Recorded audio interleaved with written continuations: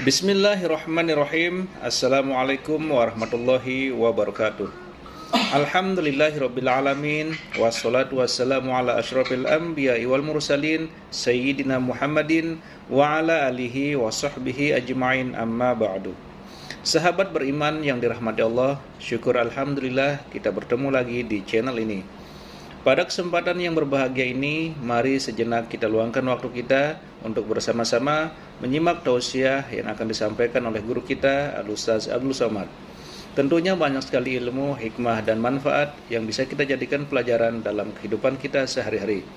Berikut ini mari kita simak bersama isi tausiah beliau. Selamat mendengarkan. Assalamualaikum warahmatullahi wabarakatuh.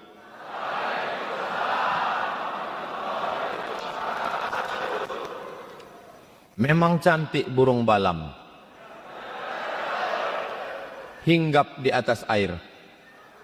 Dari bunyi sambutan salam, macam THR belum cair.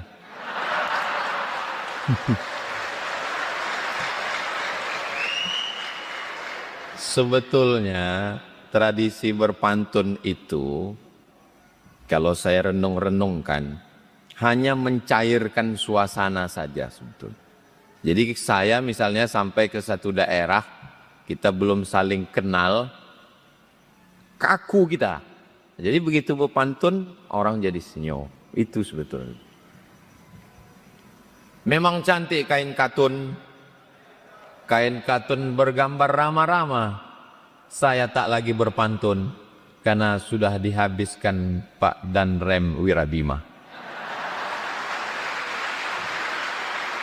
Nah, itu juga alasan kalau kita tidak mau pantun lagi. Jadi ada jurus-jurusnya juga itu. Jadi dengan dimulai dengan pantun itu suasana menjadi cair, orang pun senyum.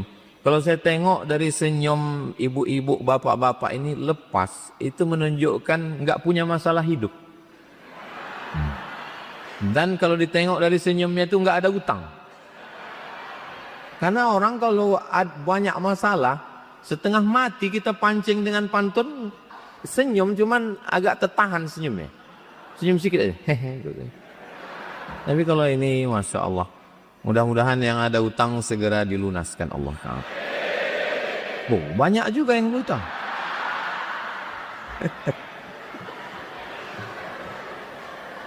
Yang sama kita hormati Bapak Brigjen TNI Sugiono beserta ibu dan keluarga, mudah-mudahan selalu diberikan kebaikan dunia akhirat. Bapak-bapak Kasrem, bapak-bapak Dandim, bapak-bapak Danyon, ibu-ibu yang setia mendampingi bapak-bapak dalam suka dan duka. Keluarga besar Korem 031 Wirabima, semua yang berhadir ini, muslimin muslimat, mukminin mukminat, solihin solihat yang belum kawin dan belum sunat. Semua yang hadir ini insya Allah dimuliakan Allah subhanahu wa ta'ala. Amin ya rabbal alamin.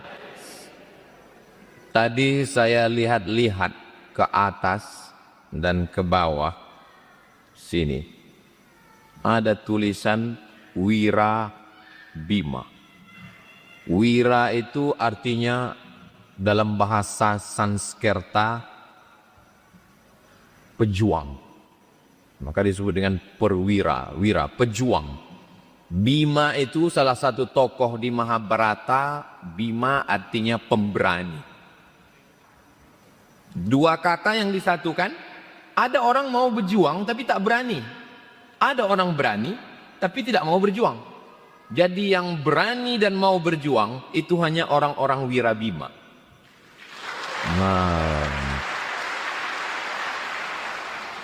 Maka beruntunglah ibu-ibu yang punya suami. Mudah-mudahan yang masih gadis segera dapat jodoh insya Allah. Banyak juga yang belum nikah.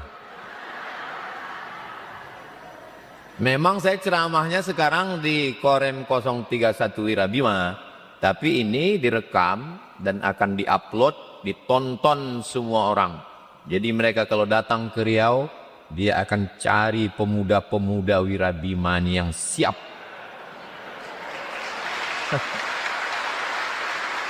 Nah, orang yang berani itu selalu berani kamu berjuang, berani. Siap menumpahkan darah, siap. Itu maka tulisannya itu Wirabima, tapi background di belakangnya itu merah. Menyala abangku. Makanya sorban Ustadz Somad itu pun merah. Jadi kalau ditanya, apa pendapat kamu tentang Ustadz Somad? Ustadz Somad itu, tengoklah, bajunya putih, sorbannya merah. Merah darahnya, putih tulangnya. NKRI harga mati. Nah, gitu dia. Kalau Tuhan pergi ke Makkah, jangan lupa singgah ke Madinah. Sudah lama Ustadz Somad ceramah. Di Wirabima disambut dengan karpet merah. Merah karpet. Mana tim media kita tadi? Udah diambil foto saya lewat sama Pak dan Bapak. Mau kita upload, jadi jangan disangka orang kita nih ustadz kaleng-kaleng. Tapi kalau terlalu banyak melihat warna merah, itu mata kita ini kabur. Mohon maaf ya Bu ya, saya kalau melihat ke sana ini, mata saya ini karena faktor umur dan melihat merah ini kabur. Ini tak bisa saya bedakan mana anak gadis, mana nenek-nenek. Mata ini kalau terlalu lama menengok warna merah, dia rabun, kabur. Itulah maka dokter yang mengoperasi itu bajunya warna hijau. Biru muda atau sebagian rumah sakit hijau. Kenapa hijau? Karena setelah melihat warna merah, kita mesti melihat warna hijau untuk keseimbangan. Ibu, kalau mau matanya itu sehat, banyak-banyaklah melihat warna hijau.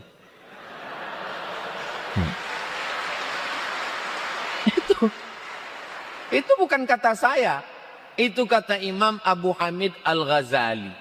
Kalau mau mata awet selalu menengok warna hijau. Kubah tempat makam Nabi, apa warnanya? Hijau. Karpet Taman Raudhah Masjid Nabawi, hijau.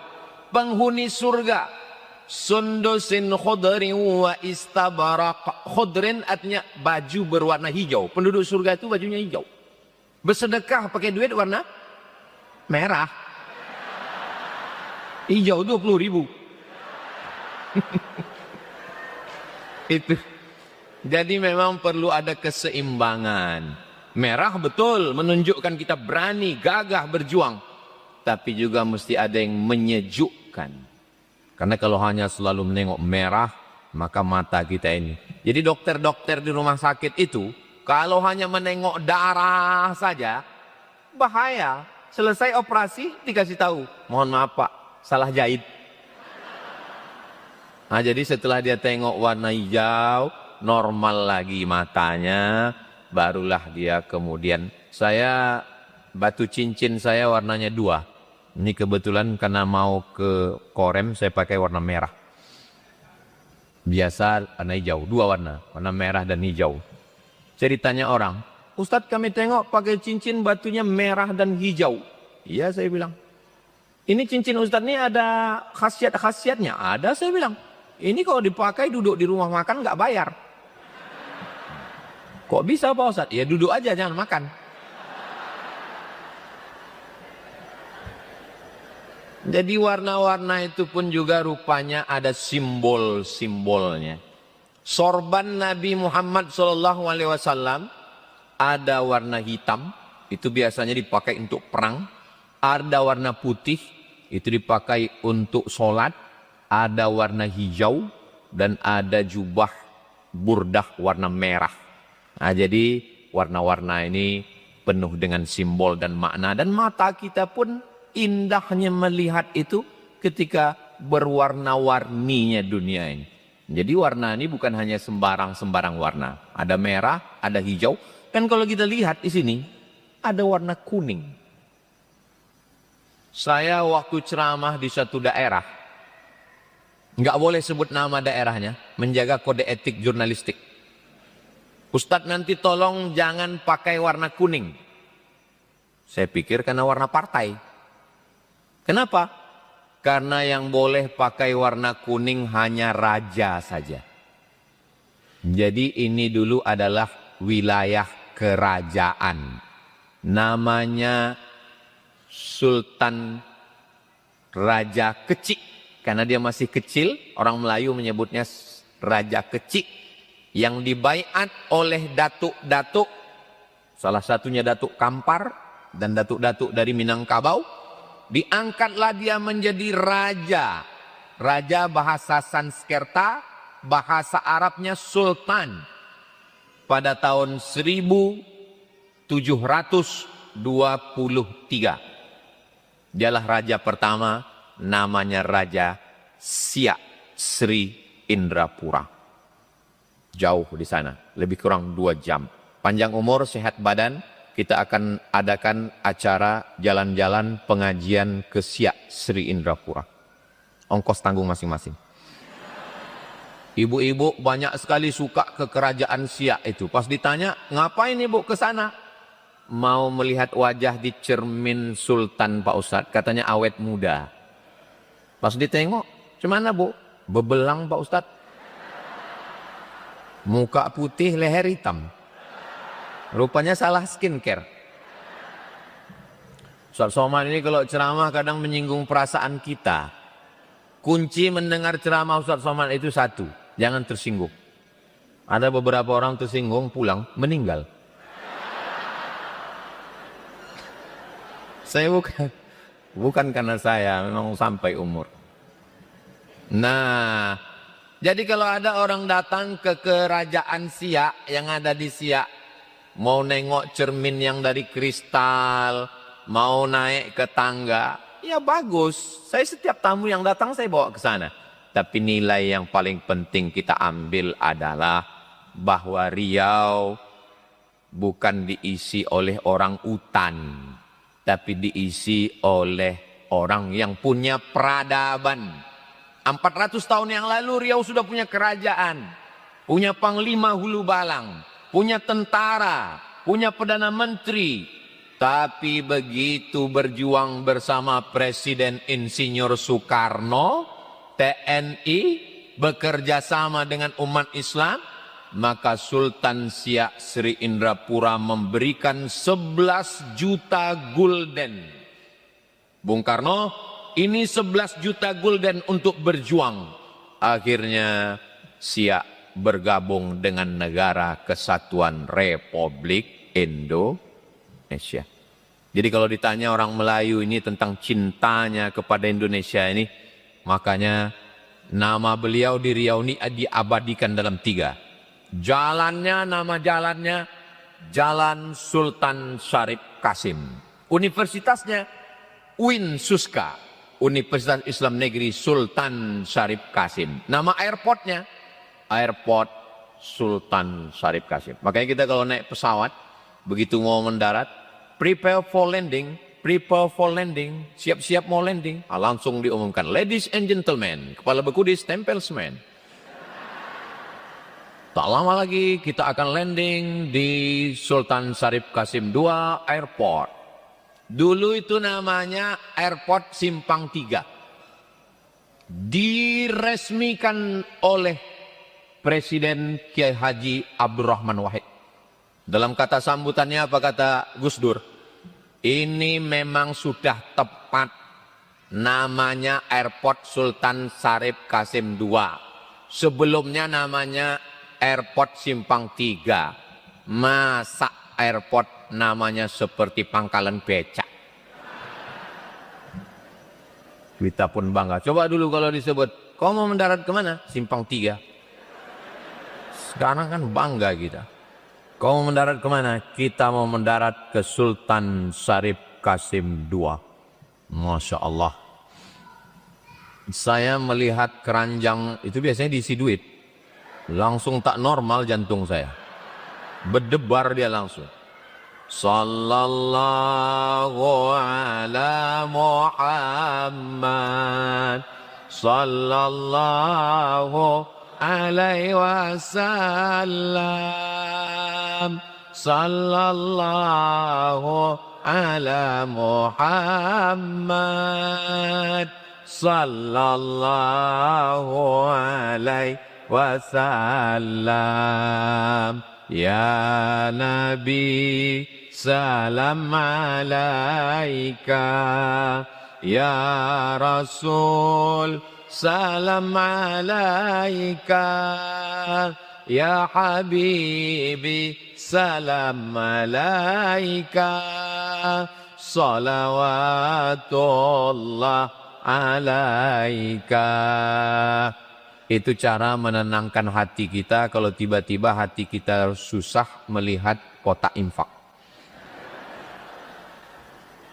Ini Pak Ustadz mesti ada penjelasan transparansi Pak Ustadz. Mohon maaf ibu-ibu yang lupa bawa duit, masukkannya ada gitu cincin, gelang, rantai, anting, gelang kaki. Itu maka dibuat muat dia, nggak pakai tutup. Ini Ustadz Somad mesti jelas ini Pak Ustadz. Ini duit kami ini kemana perginya? Duit Bapak Ibu ini akan dibawa ke Simpang Bingung. Tahu Simpang Bingung kan? Habis jembatan Leton, ada Simpang Bingung. Jangan bingung-bingung lagi. Nanti belok ke kiri, sebelum TPU Kopit, ada pesantren besar namanya Pesantren Nurul Azhar. Dan 25 anak gratis. SMP 3 kelas, SMA 3 kelas, 25, 25, 25, 25, 25, 25, 75, 75, 150 gratis. Dari mana duitnya? Itulah setiap hari Jumat, hari Sabtu kami ceramah keliling. Jadwalnya disusun oleh Ustadz Al-Nob. Duitnya dimasukkan ke pesantren Nurul Azhar. Nanti Bapak Ibu panjang umur, sehat badan, jalan-jalan ke pesantren Nurul Azhar sebelum TPU Kopit. Makanya slogannya, sebelum ke TPU mampir ke YTW. Kalau sudah ke TPU jangan lagi mampir ke YTW. Karena kami tidak menerima hantu. Ustaz Somad ini kalau ceramah itu enggak pakai filter. Tolong nanti sebelum diupload diedit dulu. Nah, manusia mati meninggalkan, harimau mati meninggalkan belang, gajah mati meninggalkan gading, manusia mati meninggalkan kredit. Mobil kredit, motor kredit, rumah kredit, panci kredit. Satu-satunya yang lunas di rumah itu ibu lah yang lunas. Karena Pak Kua mensyaratkan aku nikahkan engkau dengan anakku dengan mahar sebentuk cincin emas tunai. Seandainya boleh kredit, bini itu pun kredit juga. Bini mati belum lunas. Kami sama Ustadz Al-Nob beserta Ustadz Hanafi pimpinan pondok pesantren beserta Bapak Ibu semua di keluarga besar Korem 031 Wirabima. Walaupun kita tidak hafal Quran, anak kita tadi hafal 25 juz. Berarti satu hari dia mengulangi hafalan 3 juz. Satu bulan dia hatam 3 kali. Kalau cuma 3 juz, saya bisa 4 juz Pak Ustadz. Juz melon, juz pokat, juz mangga. Kita bukan penghafal Quran, kita bukan ustadz, tapi kita ingin dapat amal mengalir sampai hari kiamat.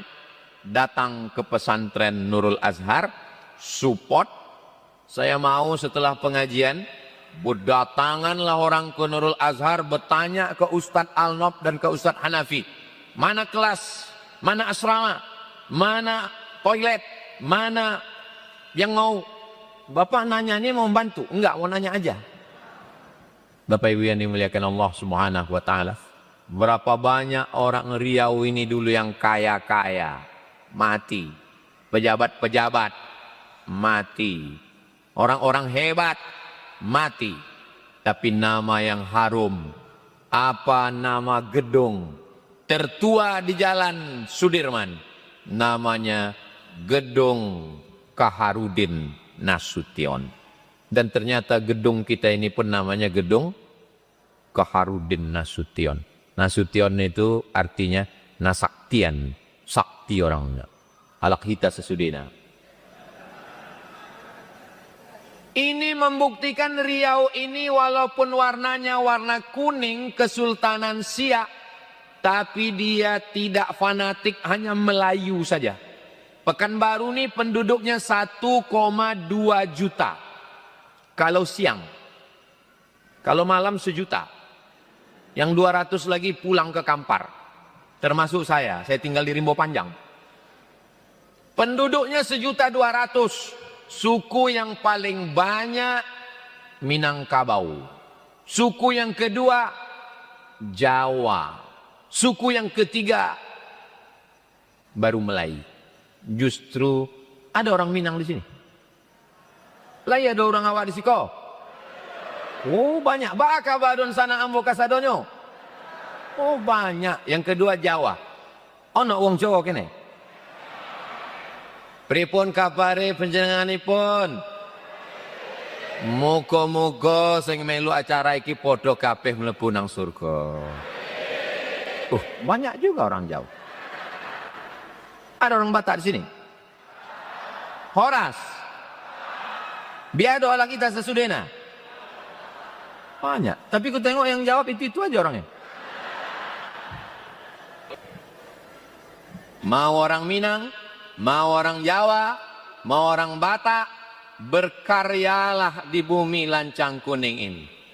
Jalan yang paling besar, paling panjang dari tepi Sungai Siak membelah kota Pekanbaru. Bukan jalan Hang Tuah, bukan jalan Hang Lekir, bukan jalan Hang Jebat, bukan jalan Hang Kesturi, tapi jalan Panglima Besar Jenderal Sudirman. Sudirman itu wong apa? Wong Jawa.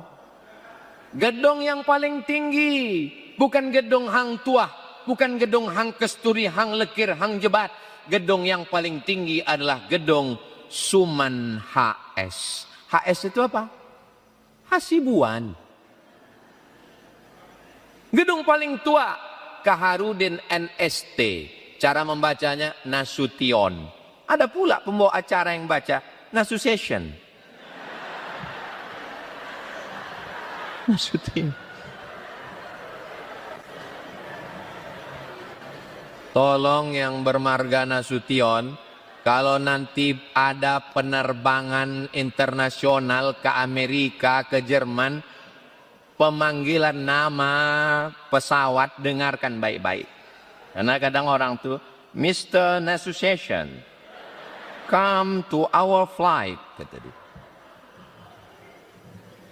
Ada satu penumpang ketinggalan pesawat, komplain ke maskapai penerbangan. Why you don't call me? Kenapa kau tak panggil saya? Kata orang pesawat, I call you. Aku sudah manggil kau berkali-kali, kenapa nggak datang?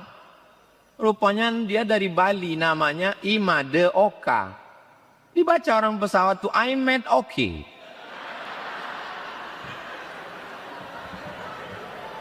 Gara-gara tulis, kenapa bisa ke situ pula pembicaraan kita? Sampai mana tadi kok membelok? Saudaraku dari Bali, kalian Hindu, tapi lihatlah di dekat airport ada vihara. Sebelum masuk airport belok kanan tengok vihara besar yang dibangun oleh Pemda Provinsi Riau. Itu Masjid An-Nur. Di depan Masjid An-Nur itu apa? HKBP, Huria Kristen Batak Protestan.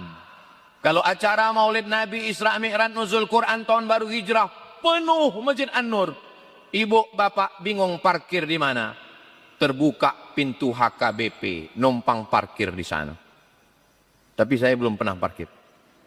Kalau saya parkir itu tengok jamaah. Ustaz Somad ada juga jadwal di sini gitu orang.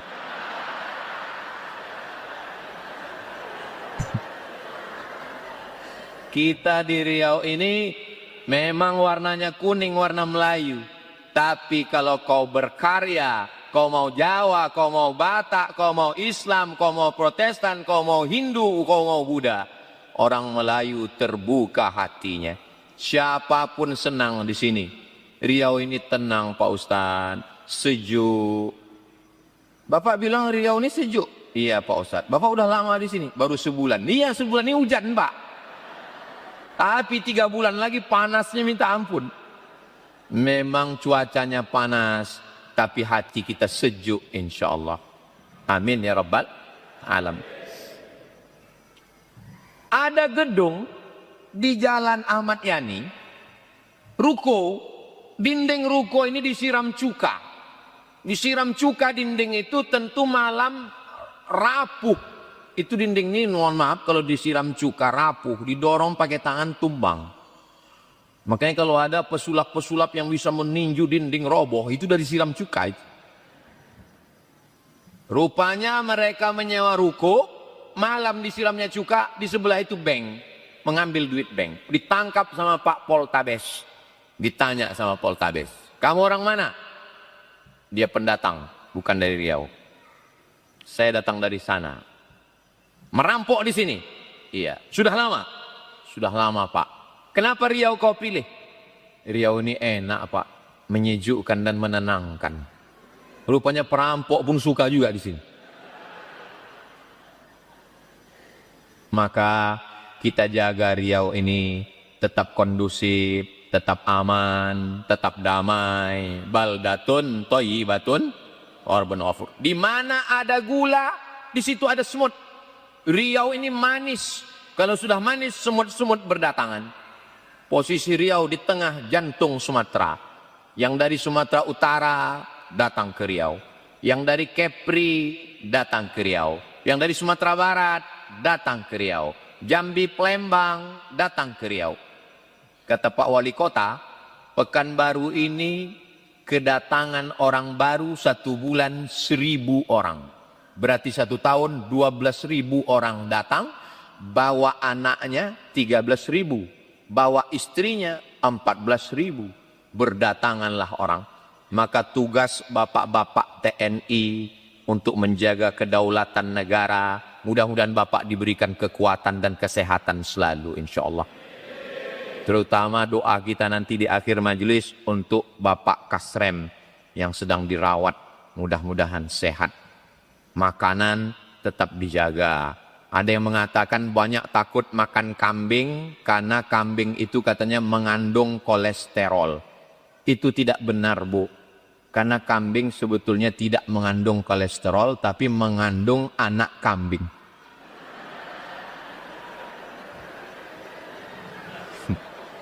Saya tadi waktu masuk ke ruangan atas bersama Pak Danrem, begitu masuk ke ruangan langsung tercium bau harum semerbak. Yummy. Saya mau nanya segan. Saya kan tetap menjaga harga diri saya kan. Tapi rupanya Pak Danrem tahu isi hati saya. Seolah-olah beliau berkata, ku tahu yang kau mau. Kata beliau, Ustadz, kayaknya ada aroma-aroma makanan nih Pak Ustadz, katanya. Dalam hati saya, gua banget. Enggak saya cakapkan, saya kan profesor, masa saya jaim saya kan. Nah, habis itu datanglah bawa, saya tengok rupanya tekwan. Tekwan ini makannya cuma boleh ngambil sekali. Kalau 2 kali namanya tektu. Tekwan. Saya terus terang Pak, Bu, saya kalau nanti bertamu ke rumah Bapak Ibu, kasihlah makanan yang berkuah-kuah. Sup, tom yam, tekwan memang suka saya. Kenapa? Karena berkuah ini kita tak terlalu banyak mengunyah. Kanan kiri gul, kanan kiri gul. Cepat. Jadi efisiensi waktu. Jadi kalau banyak mengunyah 22 kali pula, Mak. Masya Allah, tabarakallah. Habis itu baru saya dibawa kemari. Kata Pak Danrem, mohon maaf Pak Ustadz, nanti kita turun ke bawah nih pakai tangga Pak Ustadz. Maksudnya Pak, kita nggak pakai lift, pakai tangga. Oh, memang saya dari Mesir dulu terlatih naik tangga.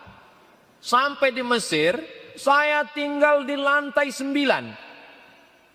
Di Haisamin depan aulat Ragab di atas. Pas saya sampai itu lift rusak. Tiap hari lantai 9. Jadi memang kenapa bapak-bapak tentara kita ini sehat? Ya itu karena nggak ada lift itu. Sehat. Saya banyak ditanya orang. Ini Ustadz ini kayaknya jaga makanan ya. Dari dulu ketemu Ustadz kok nggak gemuk-gemuk katanya. Ustadz ini kayaknya suka lari ya. Saya termasuk orang yang tidak suka lari. Karena beberapa kawan saya yang suka lari itu saya lihat dia hanya ingin lari dari kenyataan. Adalah dokter kita di Batam. Ustadz Somad saya lihat kurus sekali katanya. Cobalah Ustadz minum ini supaya agak gemuk sedikit. Apa itu Pak Dokter? Minum pagi sekali, siang sekali, malam sekali. Apa itu Pak Dokter? Susu kental manis. Saya belilah 90 saset. Pagi sekali, siang sekali, malam sekali. Sebulan saya minum. Habis itu saya timbang, tak naik-naik. Pak Dokter, ya nggak naik timbangan saya. Oh kalau gitu Ustaz terima aja. Berarti udah takdir Pak Ustaz.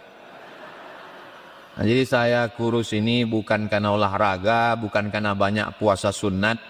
Memang udah takdir. Hidup ini Bu, hidup ini Pak, sebenarnya hidup ini nggak berat. Yang berat itu adalah memikirkan cakap orang.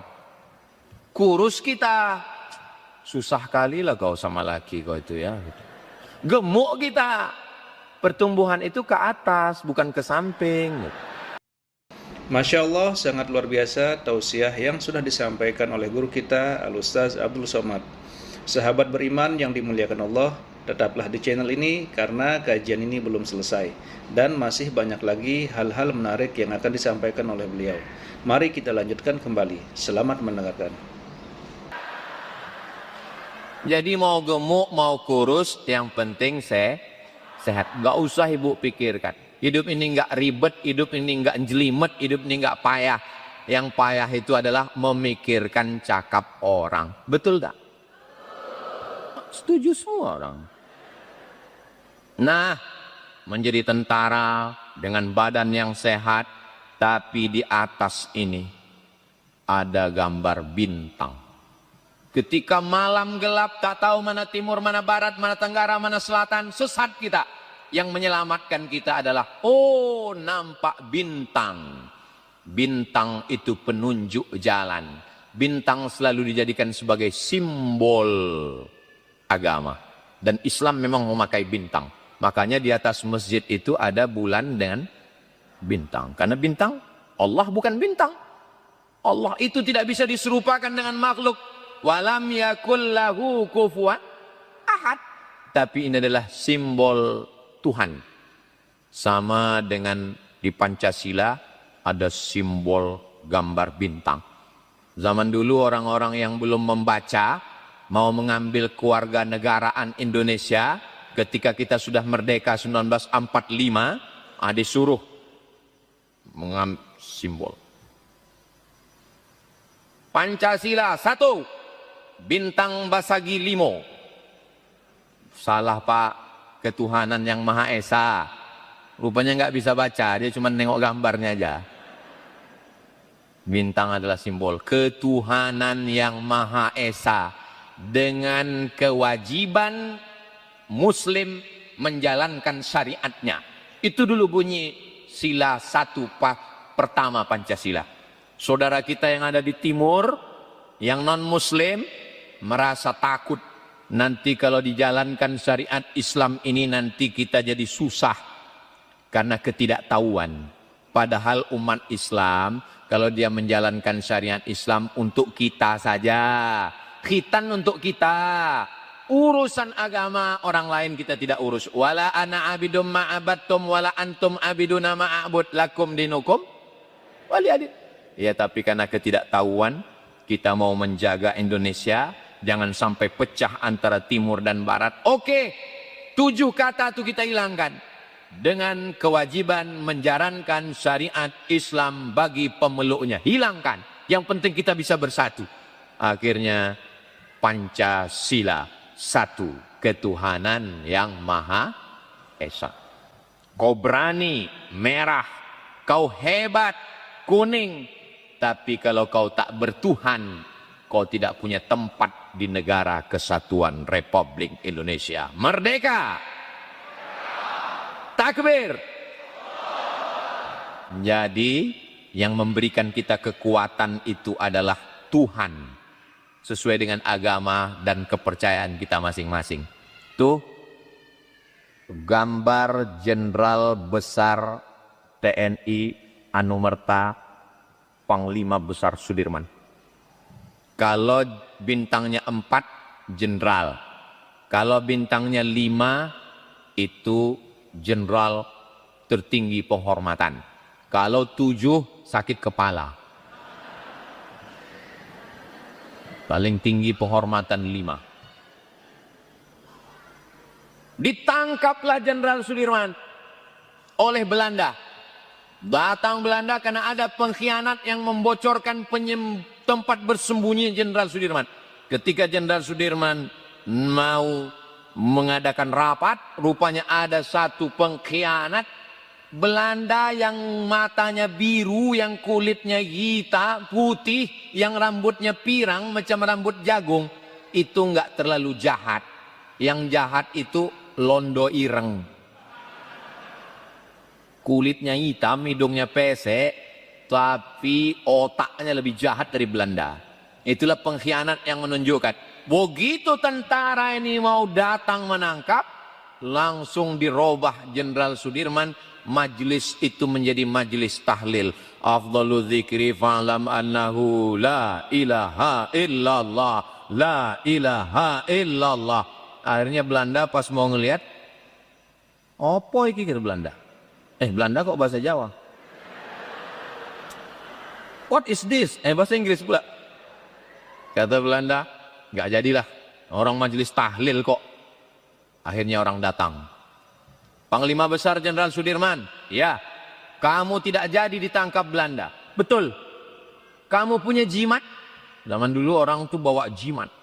Bawa jimat. Makanya ada orang kemana-mana nggak mempan ditembak bawa jimat. Suatu hari tembak mati. Rupanya jimatnya nyangkut. Jenderal Sudirman punya jimat. Kenapa nggak bisa ditembak Belanda, nggak bisa ditangkap? Kata Jenderal Sudirman, saya punya 3 jimat. Yang pertama, wudhu saya tidak pernah batal. Yang kedua, sholat saya tidak pernah tinggal. Yang ketiga, zikir saya tidak pernah putus. Jadi, bapak-bapak penerus Jenderal Sudirman, wudhu jangan pernah batal. Tapi jangan gara-gara wudhu nggak batal, nahan kentut sampai biru muka. Kalau mau kentut-kentut aja. Saya pergi ke rumah sakit, sebelah kiri, jalan apa namanya itu. Sampai di dalam ketemu dengan satu pasien, profesor. Bapak sakit apa? Saya bilang. Senyum deh. Sakit apa Pak? Saya bilang. Setelah tamu pulang, sudah sebulan saya nggak bisa kentut Pak Ustadz. Maka sejak itu saya nggak pernah saya tahan, asal kentut-kentut aja. Payahlah kami nih Pak Ustadz, kami tentara. Gimana kami mau ngambil air wudhu? Kami kan pakai ikat-ikat. Dalam ajaran Islam ada namanya massul khuffain, mengusap sepatu. Bapak dalam keadaan perang, genting, susah, payah. Maka kalau dia musafir 3 hari 3 malam.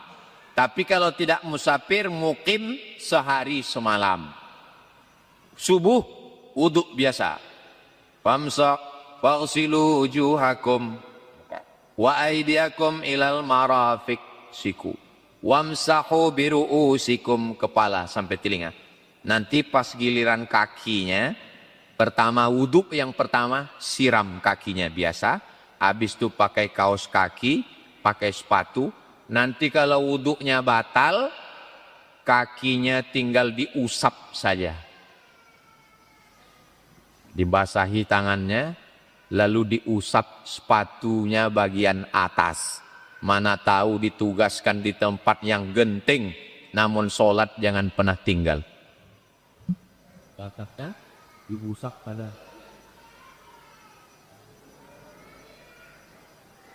Begitulah agama Islam meringankan sehingga orang merasa dekat dengan Allah Subhanahu wa taala. Ala bidzikrillahi tatmainnul qulub.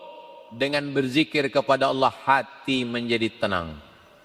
Saya pergi ke Mesir, jumpa dengan Syekh Najmuddin Al-Kurdi. Kata dia, Abdul Somad, saya ajarkan kamu zikir. Zikirnya mudah. Napasmu kan 2. Napas kita ini cuma 2. 1 tarik, 1 hembus. 1 tarik, 1 hembus. Kalau sudah berhembus nggak bisa ditarik, mati. 1 tarik, 1 hembus. Maka waktu ditarik itu Allah. Waktu ditarik itu Allah. Tidak berbunyi, tidak bersuara. Tarik Allah. Allah, Allah, Allah, Allah. Sedang berhadapan dengan musuh, sedang tiarap di tengah hutan, sedang masuk ke dalam lumpur, sedang apapun, tarik nafasnya Allah, hembusnya pun Allah. Tariknya Allah, hembusnya pun Allah. Sehingga kalau mati di situ, matinya sebagai mati syahid, karena kalimat yang terakhir keluar dari mulut adalah Allah. Secinta-cintanya ibu dengan suami, kalau mati, kalimat yang terakhir mesti la ilaha illallah. Mana ada orang mati kalimat terakhirnya Mas Parno?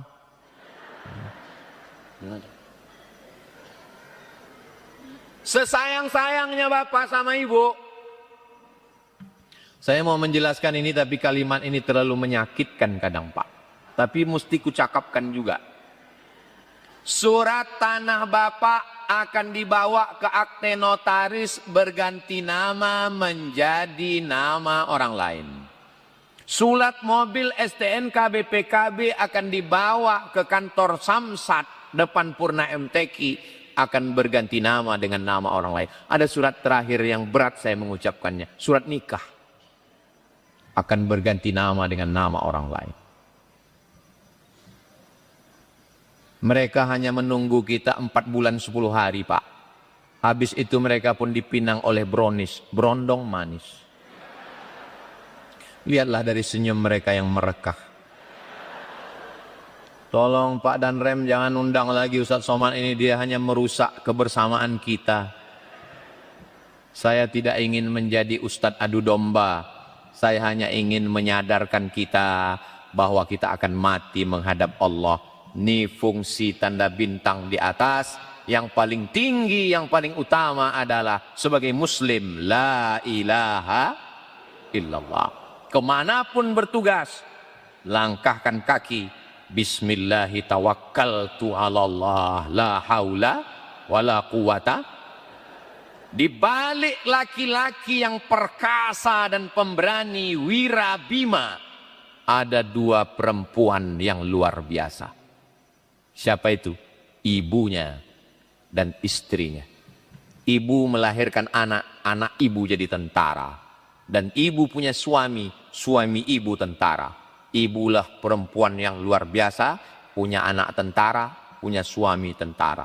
Saya terakhir saya tanya anak saya, namanya Sami, Ahmad Mesbahi Ibadillah. Sami, kau nanti udah besar jadi apa? Jadi tentara katanya. Saya upload di Instagram saya yang followernya 9 juta itu. Maksudnya, ini maksudnya.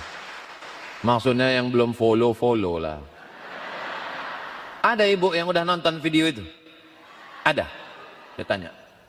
Saya sangat berharap dia menjawab mau jadi ustadz.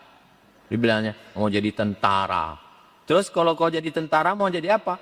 Mau menumbuk hantu katanya. Jawaban yang unpredictable. Yang tak terperkirakan oleh saya. Itu bu, pak, video itu asli bukan rekayasa. Saya pun terkejut jawaban dia. Setahu saya tentara ini cuma bisa mengusir 3, Jepang, Belanda, Sekutu, tambah PKI. Rupanya hantu pun bisa juga.